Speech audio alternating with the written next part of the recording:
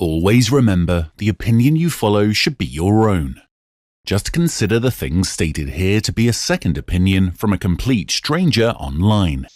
It is. I'm going to start by saying one thing, very important, very important.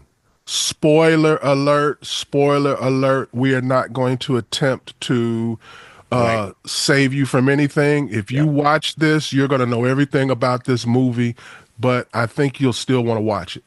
Yeah, because to be honest with you, we could tell you, and you could barely definitively. Well, you'll hear when we talk about it. It really doesn't spoil anything, I don't think. But okay, so my first problem with it, and this is, like I said, this is more of a reflection on me than it is on the show. It is a British film.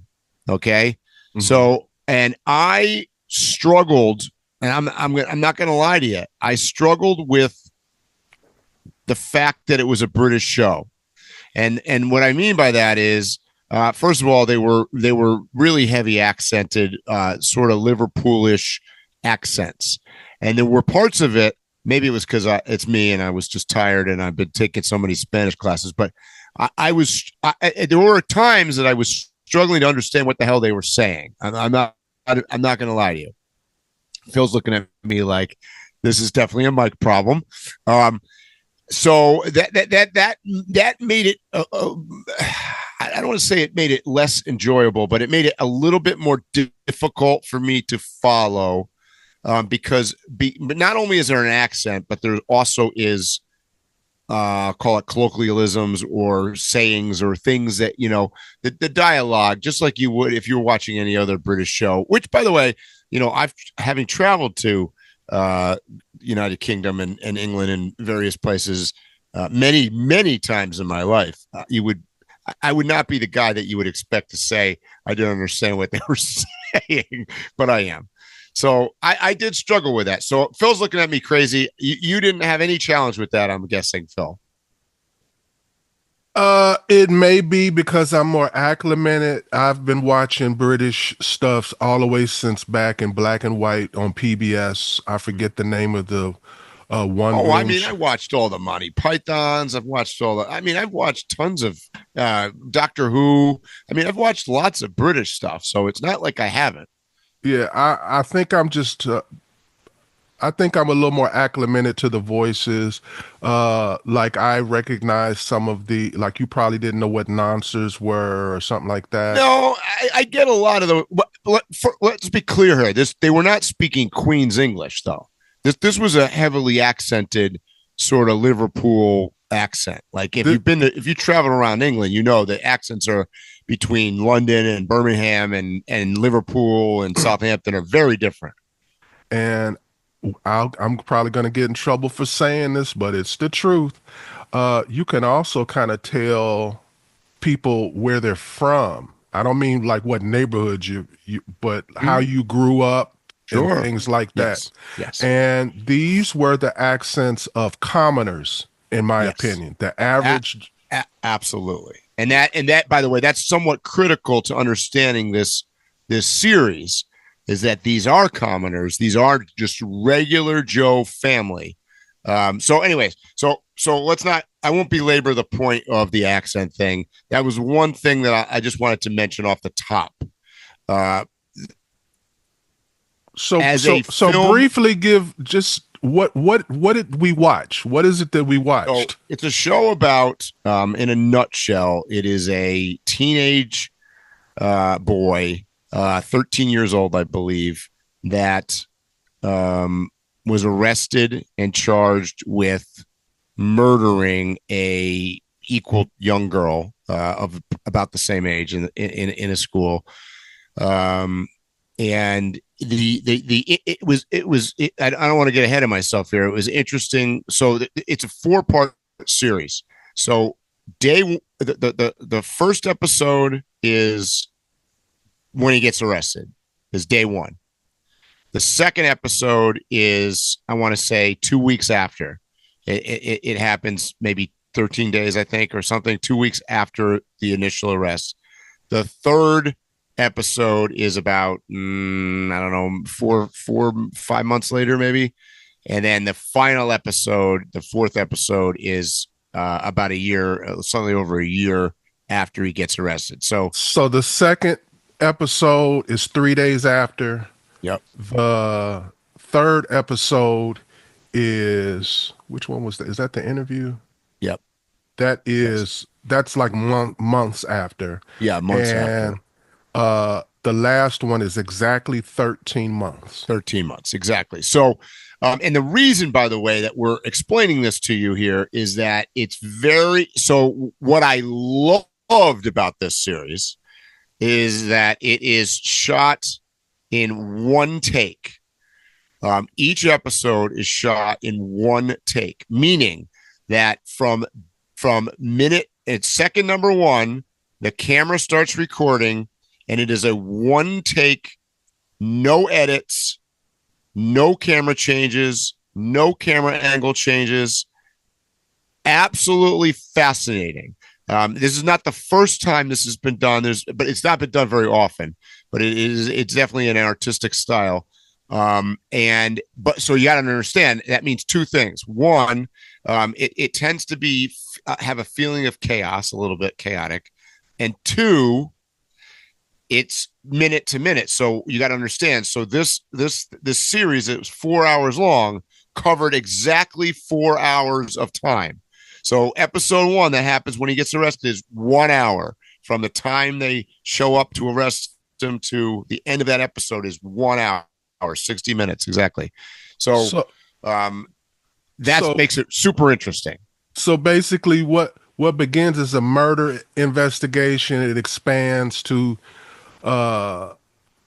dealing with social issues, health care, and family. It dissects like all of the sections that are not normally covered. I remember when Law and Order first came out, what made it so special was it was giving you dynamics and perspectives that generally were not written about and seen in a television show. And I think they took this, not a huge step, but a slight step further, immersing us further.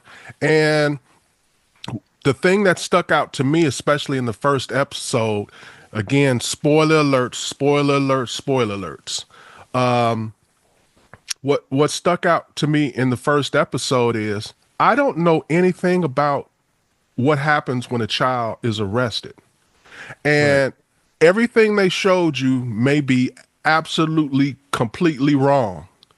But the way they filmed it, the way they did it, I'm led to believe that it was highly accurate as to how a child is brought through the judicial system by being first arrested. Well, and let me pick up on that. Very meticulous. And because, like I said, it's a one take, continuous, no edit filming. It is done in real places. So you're not on a set, right? Because you got to realize the camera is moving around, and there's no way that you could film this in Hollywood. It's not being filmed on a set. So they're in a real police building. They're going through a real jail. They're going through, you know what I mean? So these are real scenarios. Everything is very real. I could spend hours just talking about the way that it was filmed, and I did spend hours because I got off of this thing, and I actually was more excited about the filming side of it than the actual the show itself. But I look, there was one, believe it was in episode number 3, if I'm not mistaken. Correct me if I'm wrong, Phil. But there's one scene where the camera was a drone. Right. It was filming a guy, and then it sort of went up into the sky and then went to another part of the city. I'll call it across, over the city, kind of into another parking lot where the crime allegedly took place. And I was like, come on. They had to use AI on this. They had to splice it together. There's no... Well, I read a story about this. Dude, they took the camera out of the hands, put it on a drone, took it over the top, and then unloaded it all in one shot without cutting the scene at all. I was like, damn, I'm impressed by that. Super impressed by that. You can actually see footage. They have footage showing you that particular move. Yes. Very nice drone. I wish I had the drone. I sure do. That was no joke. So but what I want to let me give you another negative, and I'm going to ask you, Phil. Let me just ask you this: of the 4 episodes, which one did you like the best? The same one everybody else did, the third one. Oh, no, I didn't. Okay, which one? I liked the first one the best. Okay, I dug it. This might be because I was so fascinated by the way that it was filmed. The first one. So for those of you that did not watch it, let me explain for 1 second how you do a one take thing. Basically, you would let's say Phil was the main character right now, and I got the camera on Phil, and he's talking, he's doing whatever, and if I was gonna just in a normal production, I would just cut to another camera or into another room or somewhere else, and then I'd be filming, Joe down the hall. But that's not the way this works. So when you do no cuts, I'm filming Phil. He decides he's going to get up to go to the water bubbler and get some water, follows him down the hallway. Some guys come in the opposite direction, and that's what we want to see next. The camera turns and follows the second guy. So episode number 1 was fascinating because there was a lot of movement, a lot of chaos, particularly the first scene where they storm the house. It was all over the place. So you really, because it's a one take thing, you really get a really sense of being there. And that's why I liked episode number 1. So you say episode number 3. See, that's the one I liked the least. I liked episode 3 the least because there's no camera at all. I disagree. So let me agree with you first. I was immediately from go when they first got in the vehicles and pulled off in the first couple of minutes of the first episode. I was drawn into the camera movement. I literally pushed pause to investigate because I didn't know about the camera movement. And then I went further. So I agree it was exceptional, but it was more intriguing to me almost from a technical standpoint. Yes. Now, the reason why I feel number 3 is the best show, believe it or not, is actually, I believe that the camera work was used to its most effectiveness in episode 3. It gave you a highly immersive feeling of that interview. It constantly gave you angles that allowed you to understand not only the dynamics, but the emotions. I think it was I think the first episode showed off what you could do with it. I believe that episode 3 showed you what it could do as far as emotions, feelings, and stuff like that. I would agree, Phil. Episode number 3 was the most emotional of the 4 episodes by far for me. And the tenseness and the feeling because the interview was, I was genuinely at one point afraid for the counselor. You know what I mean? There was tension, and you're right. I agree with you on the camera angles and the way that they did it. You were there. You might as well have been sitting at that table. So yes, I can see that. Because the boy, who was an awesome actor, we'll get into that. What even made his a performance stick out was it was the right angle at the right time when he was doing the right thing, and then it switched to her and it showed her emotion, and it was almost it was controlling my feelings. Mm-hmm. So let's talk about that for 1 second.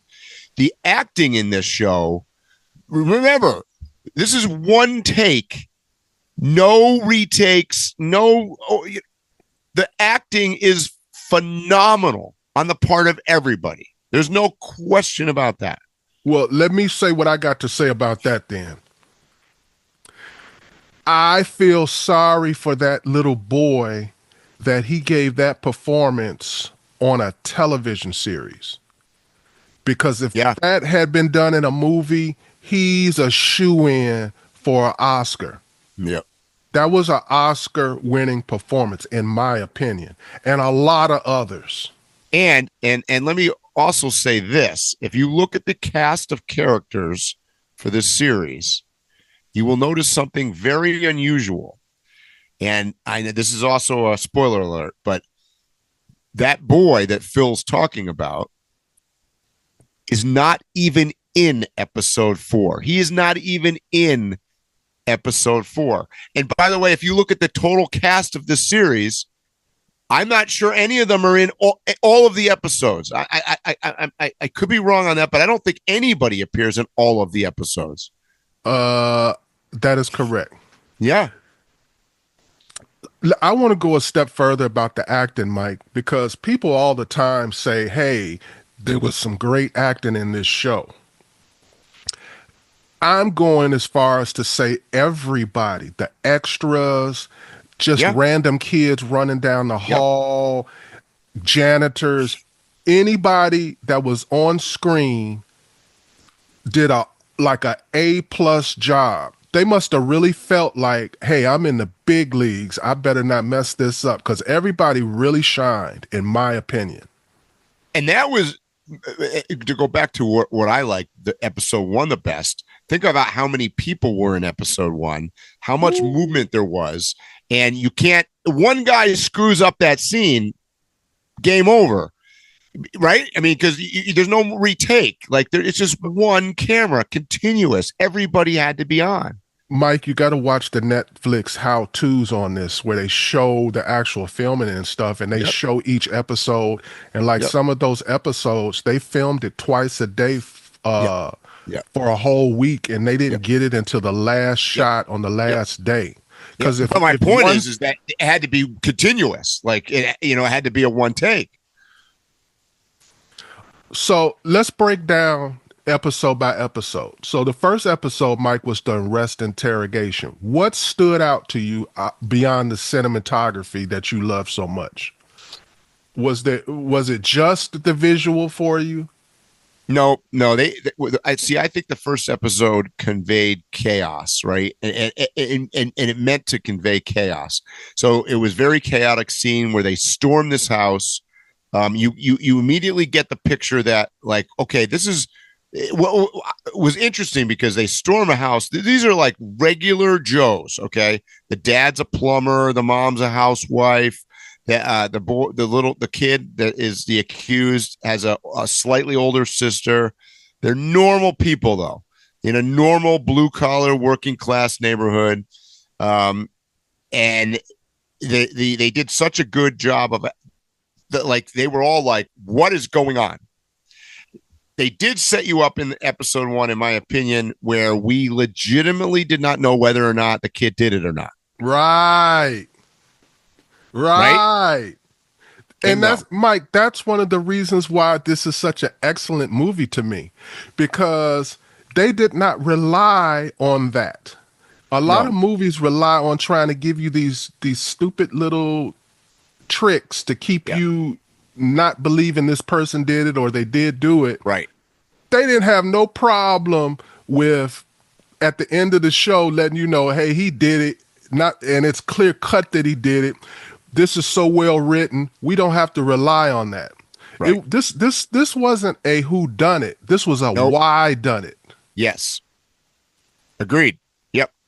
And we'll talk about the why later on. We're not there yet, but so I think that's episode 1 sets it up. That to me, that's why that episode 1 to me was the best episode for sucking you into the series. So I get why. So I agree with the confusion. There was a lot of confusion, but what I wanted to add to that was it was the setup for the second half, which was the calm. Yes. The way they pulled out the photos, and then they pulled out the video, and they did it meticulously in a certain order with the questioning and everything, and did it so calmly. That was amazing to me. It reminded me of the 12 Angry Men, where they just relied on dialogue. Yeah. I loved it. And it sets up it basically sets up the series for the what later becomes probably the most important thing of the show. It sets up the relationship between the son and the dad. Right. You know, because the son in episode 1 is, I didn't do it, I didn't do it, I didn't do it, I didn't do it. And the dad is all on board with that. Yes, they set him up, and not only that, it was also setting up the whole family. Yep. They made a point of the wife was really confused why he wasn't chose, why she wasn't chose, and they also started to create the character of the daughter. The daughter is immediately shown as an honorable person. Yep. The mother was accusing the people that were arresting that they took her and they threw her down, and the daughter wasn't having that. She was like, nope, none of that happened. They did what they said they were supposed to do. Yep. And she will continually through the show that she is the complete opposite of the brother, and that has impact on the story. Yes, agreed. So let's go to episode 2, Mike, where they deal with the educational system, basically. Yeah, you know, episode 2 for me was depressing, and maybe this is a problem with Mike again. So I'm laying the blame on me.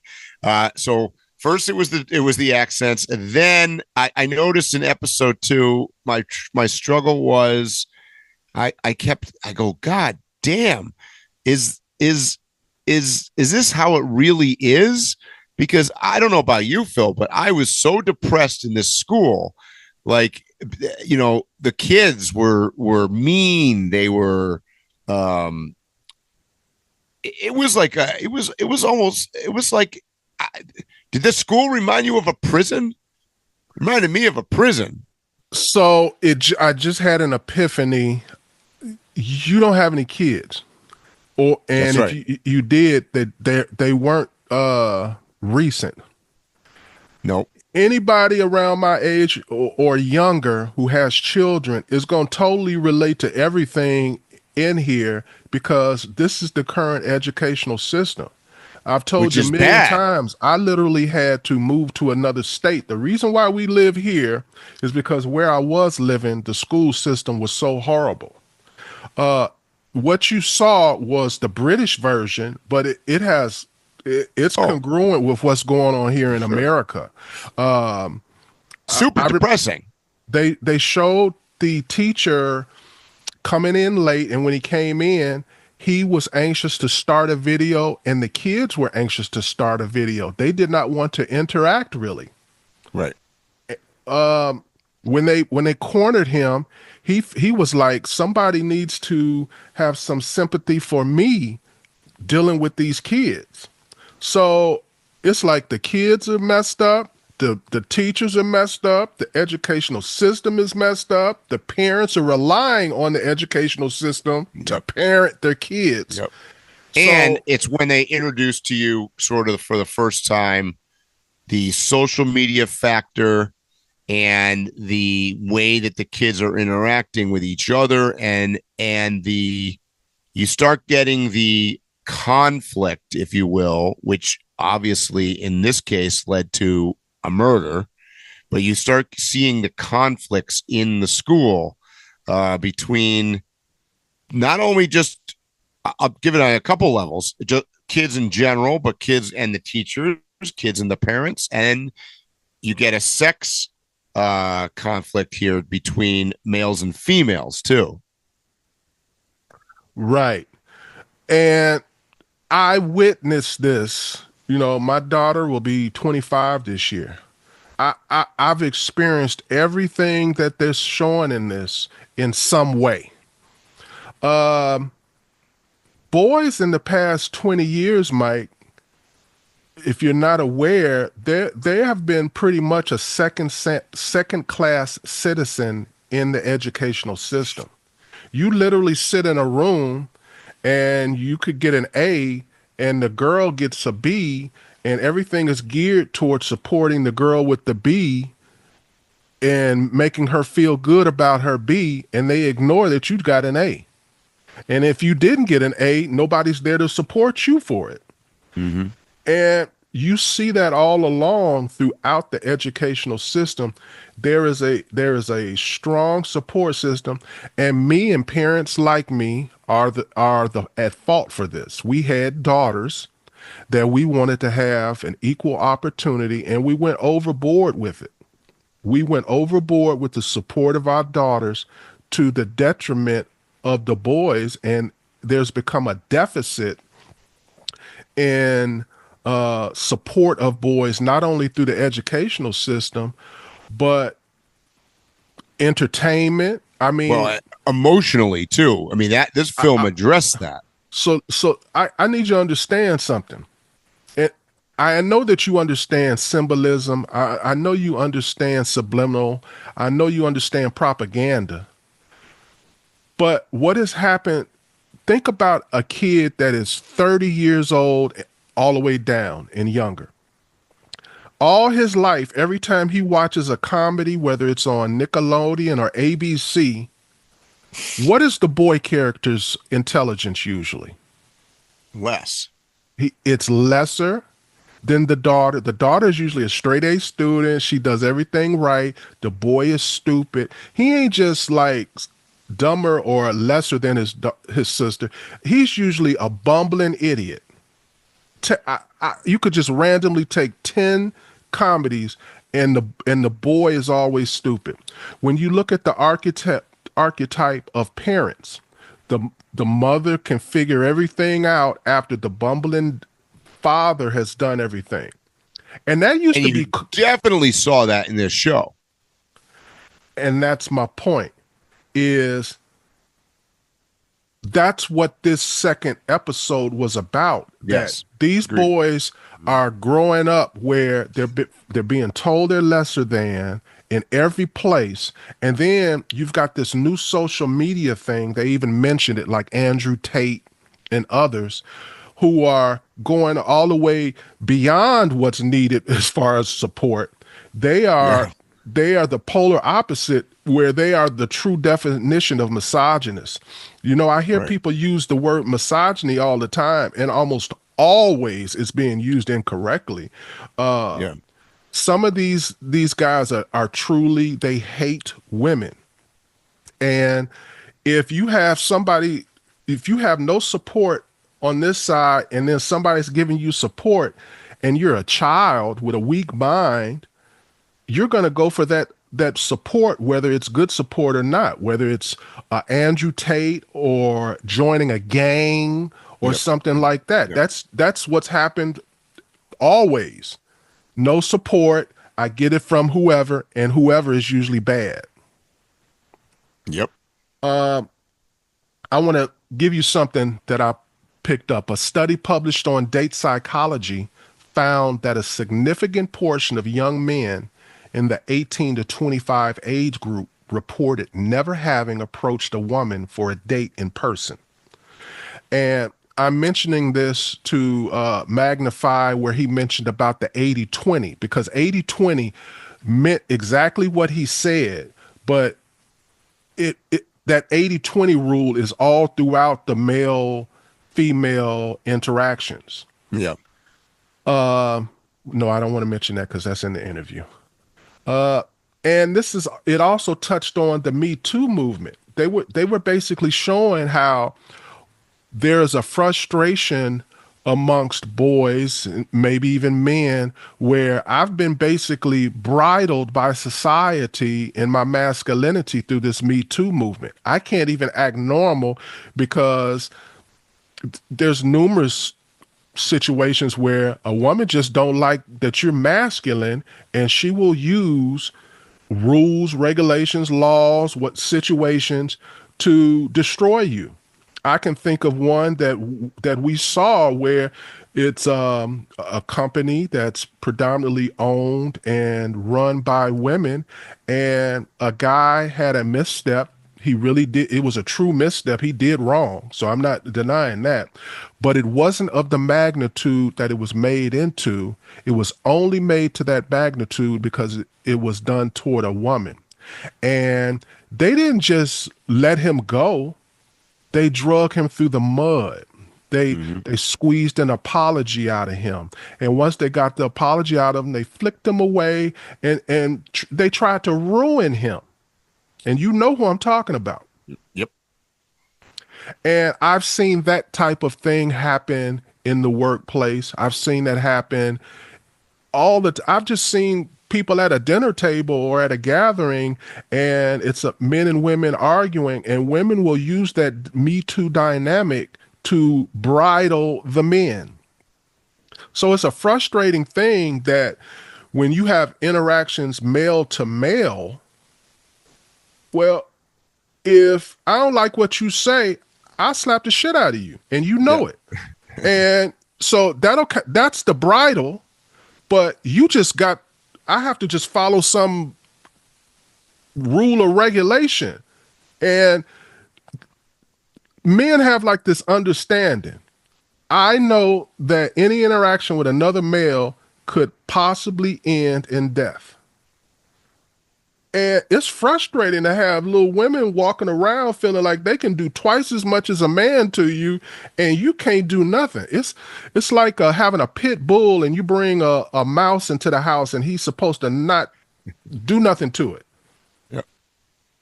So, and I'm not saying those are my thoughts. I'm telling you, these are the things that are out there. So even though you didn't really enjoy this one, I enjoyed it because this was the one that was most in line with what is going on with youth today, what's being inputted and outputted in their feelings. Yeah. So you're talking about moving on to episode 3 now. Yes. Yeah, episode 3 I would agree that was the most emotional, because this is the episode where you find out that the kid, the boy, has anger management issues for sure. And he is been pushed. This is also where you kind of find out that he was treated poorly by not only the girl that he killed, but also other girls in the school, and through social media, that he was called ugly, that he was whatever, insufficient in many ways. They kind of ripped his masculinity apart.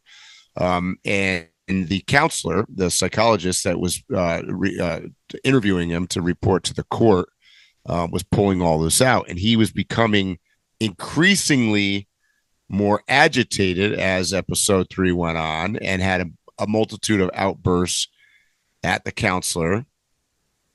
And there was a real tension there, because this goes. First of all, she was a woman.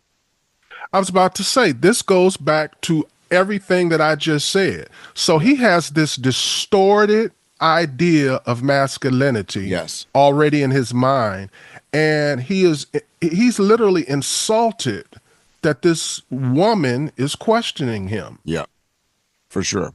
Yep, that's right. So episode 3 was basically in a room, was an interview, and this is where you found out. I mean, at that point, you knew, okay, he did it. If there was any question before that, you were like, oh yeah, he did it. And he was still denying it. Like, so for those of you that did not watch, he basically never totally admitted to doing the crime until, well, I mean, in theory, he never admitted to doing the crime, but we'll get to that in episode 4. But in episode 3, he was still in, quote, denial phase, although it became obvious to the viewer that he did it. And you started also seeing why. He didn't say he did it, but he did say he did it in a way.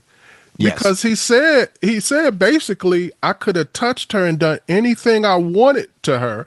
Yes. So yeah. I mean, it leaves room for him to say, I walked up on the body, but how would you have been able to do that? Because you just killed her. Right. Yeah. And that's really when she had shock and sort of like fear most of the interview, but that's when she started to have disgust.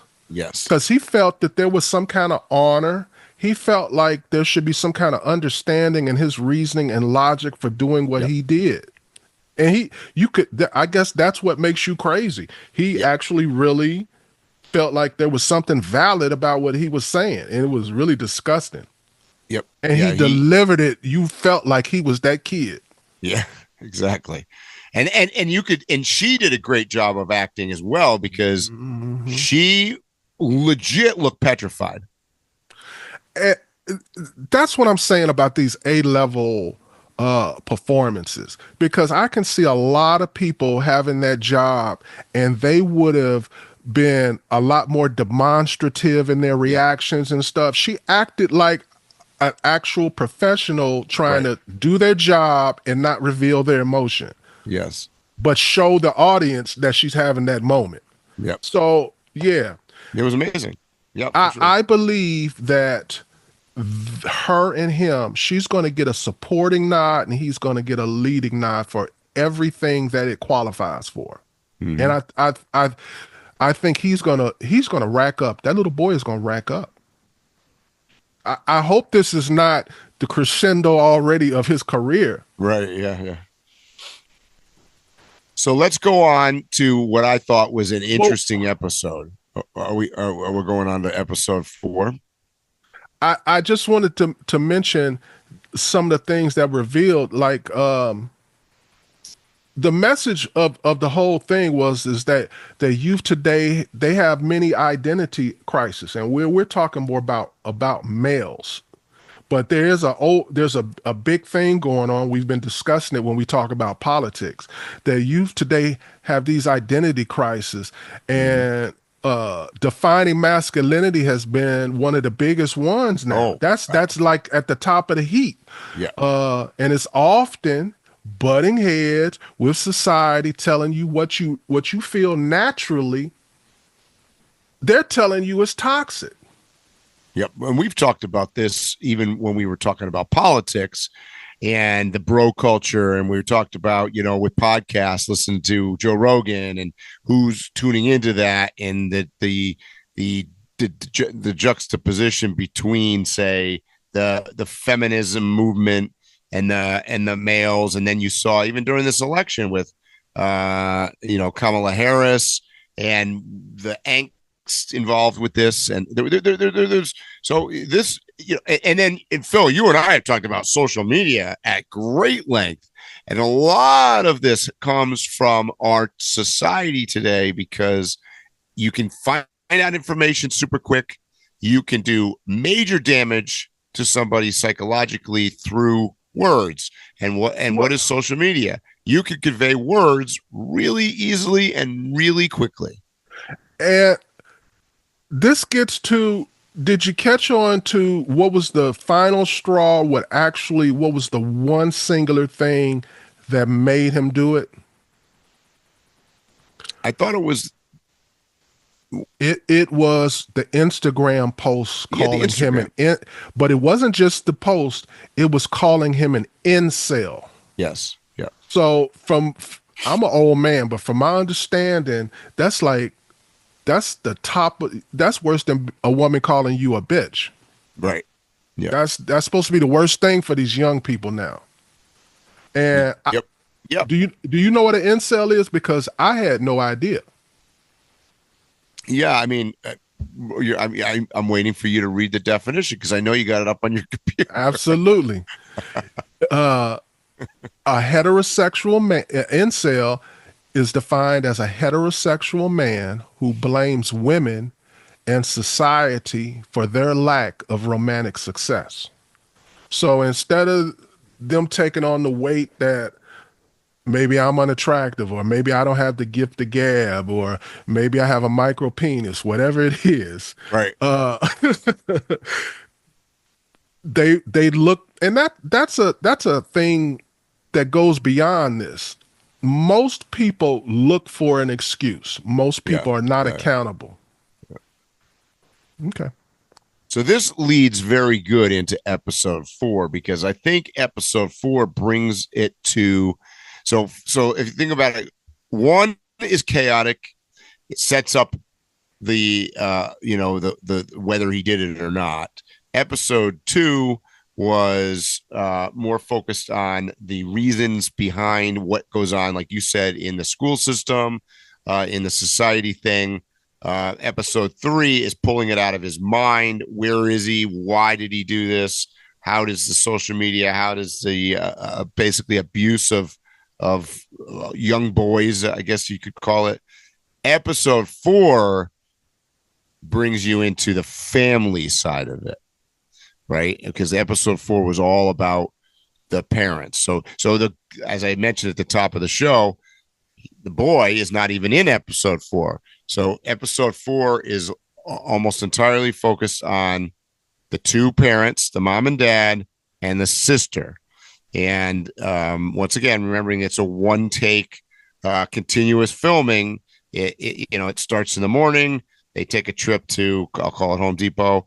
So before because you go on to set them up for this, this is exactly 13 months 13 after months. the crime. Right. And it is the father's birthday. That's right. So Father's birthday. That means that he had a birthday a month after this happened, and now this is his second birthday. Yep. So and it's his birthday, and the kid obviously is in jail, detention center still. Yeah, hasn't gone to court yet, or hasn't gone through the trial yet. And this sets up to elaborate on what Phil said earlier. This reinforces that the sister is really in my opinion, was really the sort of the bedrock of the family. The sister is the most sane, most normal, most upstanding citizen of the 4 of them. Stand-up person, moral, emotionally mature. I would say all those things for her. Yes. So the episode starts out, basically they get up in the morning and they discover that the dad, who's a plumber, has a nice plumber truck, and somebody spray painted it, largely in response to that. So the indication here is that the family is being outcast, right? Because they're the family of a murderer, of the murderer kid. Mm-hmm. So it continues on. They head to the Home Depot, whatever, to get paint thinner, whatever, to fix the thing.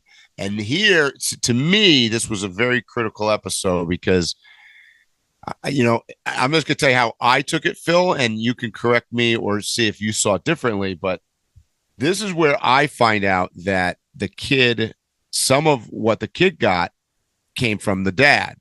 And the dad is, if you haven't seen the show, the dad is super muscular. He's a bit of I don't want to say he's a meathead, but he's a little bit, they're trying to draw a little bit of what you said, Phil, earlier, a stereotype of the guy, the dad is dumber. The mom has the answers, right? They kind of drew that comparison a little bit, certainly with the contrast with the sister.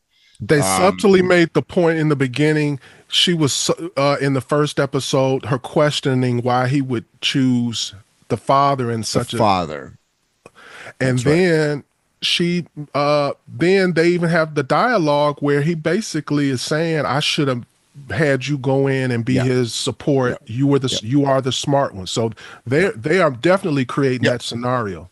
And the dad is questioning at this point, legitimately. He's doing way more of the questioning than the mom is about whether he raised the kid wrong. Is it my fault? Is he a murderer because of me? Blah, blah, blah, blah.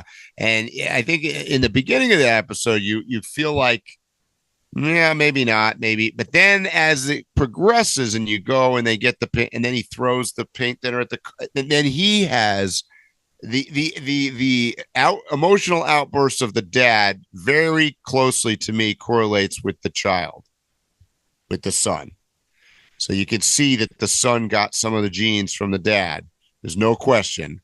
And so you said the hardship of what the family is going through all of this. You can see, but you also pick up some of where he got it from.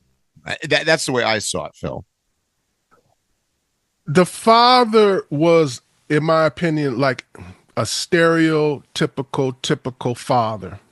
Mm-hmm. And they made the point of every time the son would recollect an event that involved his father, it was where the son was trying to do something that was considered stereotypically boy masculine. Male. And the father was highly disappointed in his performance or lack of performance. Yep. So that's where I saw the major fault in his parenting. Yep. When he saw that his son was lesser than in certain things, he just kind of turned his back to him. He didn't support him. He like, okay, you're not an athlete. Maybe you're right. You're something else. Yeah. But he had that. He was kind of like the All in the Family guy. You know what I mean? He wants I want my son playing baseball and basketball. We all do. But if you don't get that, you have understanding and you move forward. Right. And, and this is the episode, obviously, where you find out what the viewer knew for the last 3 hours. The dad seems to come to the revelation when the son, it's his birthday and the son tells him on the phone. So you only hear, he's not in the episode. You hear his voice on the phone telling his dad that he wants to change his plea from not guilty to guilty. And the dad immediately goes into, he goes into a shell. He doesn't say a word. He's shell shocked. And, and obviously at the end, the episode ends with the dad just bawling his eyes out on a pillow. Yeah.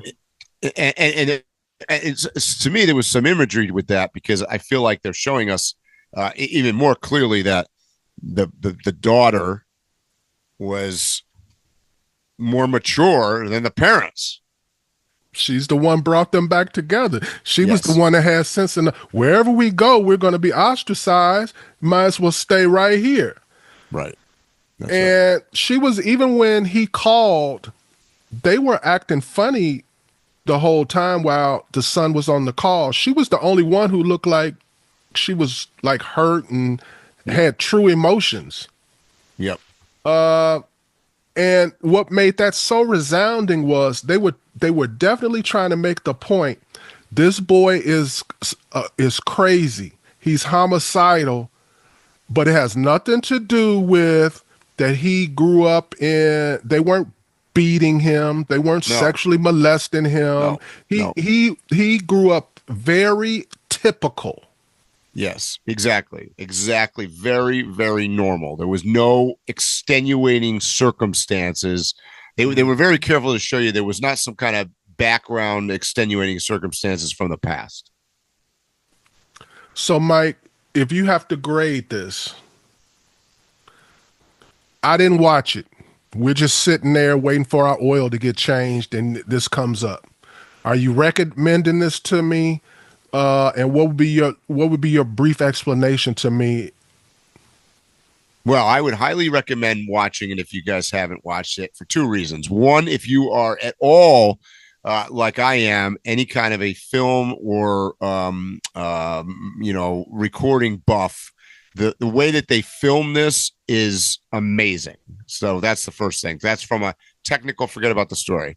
From the story side of it, everything that Phil and I have been talking about over the last hour should probably give you the indication that you can overcome your Mike-isms about British accents and weird things. And I would highly recommend watching it because I think that it is sadly very, very accurate and could happen more and more.